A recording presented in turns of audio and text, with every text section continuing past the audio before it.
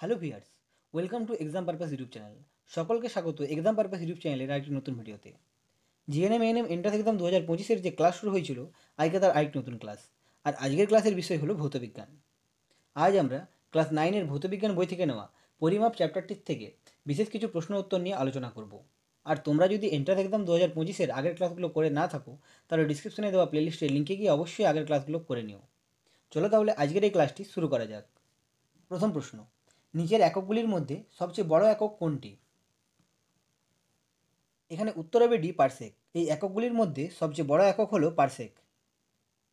2 নম্বর প্রশ্ন, নিম্নোক্তগুলির মধ্যে কোনটি একটি মাত্রাহীন এককহীন রাশি? এখানে উত্তর হবে সি, আপেক্ষিক গুরুত্ব। আপেক্ষিক গুরুত্ব হলো একটি মাত্রাহীন এককহীন রাশি। 3 নম্বর প্রশ্ন, নিচের কোনটি একটি স্কেলার রাশি? এখানে উত্তর হবে সি, কার্য। কার্য হলো একটি স্কেলার রাশি। 4 নম্বর প্রশ্ন, বস্তুর ভার কোন যন্ত্রের সাহায্যে মাপা হয়? এখানে উত্তর হবে বি, স্প্রিং তুলা। বস্তুর ভার স্প্রিং তুলা যন্ত্রের সাহায্যে মাপা হয়। 5 নম্বর প্রশ্ন, নিচের কোনটি একটি ভৌত রাশি? এখানে উত্তর হবে ডি, ভর। ভর হলো একটি ভৌত রাশি। 6 নম্বর প্রশ্ন, নিচের কোনটি একটি ভেক্টর রাশি? এখানে উত্তর হবে বি, বেগ। বেগ হলো একটি ভেক্টর রাশি। 7 নম্বর প্রশ্ন, কোন এককটি লব্ধ একক? এখানে উত্তর হবে ডি, ক্ষমতা। ক্ষমতা হলো একটি লব্ধ একক।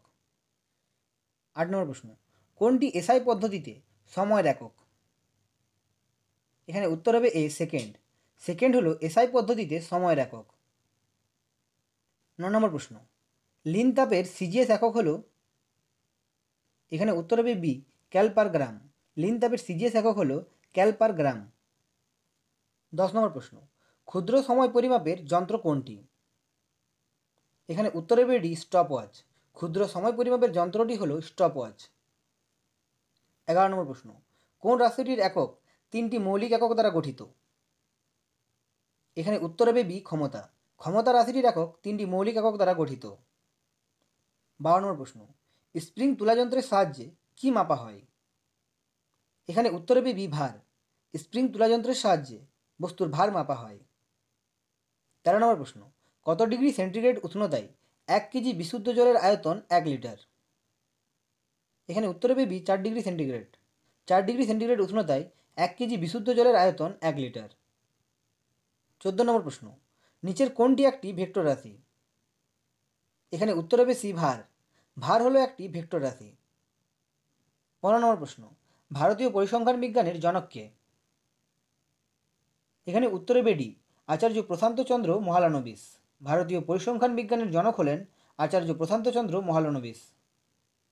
16 নম্বর প্রশ্ন, এক আলোকবর্ষের মান কত? এখানে উত্তর হবে বি, 9.46 × 10⁻15 মিটার। এক আলোকবর্ষের মান হল 9.46 × 10⁻15 মিটার। 17 নম্বর প্রশ্ন, ফার্মি এককের সাহায্যে কি পরিমাপ করা হয়? এখানে উত্তর হবে সি, পরমাণুর ব্যাস। ফার্মি এককের সাহায্যে পরমাণুর ব্যাস পরিমাপ করা হয়। 18 নম্বর প্রশ্ন, কোন পদ্ধতিকে দশমিক পদ্ধতি বলা হয়? এখানে উত্তর হবে সি, এসআই পদ্ধতি। এসআই পদ্ধতিকে দশমিক পদ্ধতি বলা হয়। 19 নম্বর প্রশ্ন, স্টপওয়াচ কে আবিষ্কার করেন? এখানে উত্তর হবে B, Samuel Watson. Stopwatch Samuel Watson আবিষ্কার করেন। 20 নম্বর প্রশ্ন, ক্যারেট কিসের একক? এখানে উত্তর হবে বি, ভর। ক্যারট হলো ভরের একক। জিএনএম এএনএম সংক্রান্ত ভৌতবিজ্ঞানের আজকের এই ক্লাসটি এতটাই।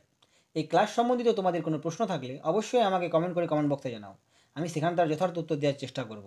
আর আজকের এই ক্লাসটি যদি তোমাদের উপকারী মনে হয়, তাহলে অবশ্যই ভিডিওটিকে একটি লাইক করে দাও। আবার দেখা হবে পরের ভিডিওতে।